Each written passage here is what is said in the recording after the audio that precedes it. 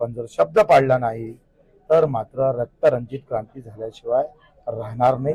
31 जून 2026 किती महिने बाकी आहे? 7 ते 8 महिने बाकी आहे। आता 7 ते 8 महिने जे सरकार तारीखच द्यायला तयार नव्हते। तुम्हाला माहित आहे, योग्य वेळ आल्यावर देऊ, योग्य पहिले तर अजितदादा म्हणे आम्ही म्हटलंच नव्हतं कर्जमाफीचं। आता असं न म्हणणारं सरकार आपल्या आंदोलनामुळे म्हणायला लागलं की नाही लागलं, ते बोलायला लागलं, ते सांगायला लागलं का हो आता आम्ही योग्य वेळी देऊ। पहिले तर म्हणे आम्ही बोललोच नाही। आता योग्य वेळ म्हणायचं पण तारीखच द्यायची नाही। आपण कशासाठी गेलो होतो त्या दिवशी? बसलो होतो आपण जेलवर, तर आम्हाला तारीख पाहिजे। तुम्ही 2 वर्षाची द्या, 4 वर्षाची तारीख तर सांगा ना। अरे आमच्या डोक्यावर जो बोजा आहे, उद्या जे कर्ज जर फेडलं नाही, तुम्ही जर तारीख सांगितली नाही तर शेतकरी पुन्हा अडचणीत येईल। आणि म्हणून तारीख घ्यायसाठी गेलो होतो आपण, तारीख आणलेली आहे।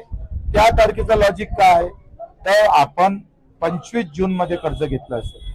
काय होतंय, खरीप हंगाम जो आहे तो जून जुलै या दरम्यान आपण कर्ज उचलतो।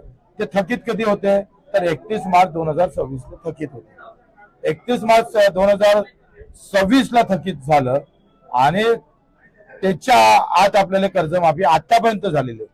आतापर्यंतची थकीतच कर्ज माफ झालेलं आहे। रनिंग कर्ज माफ झालं का आतापर्यंत?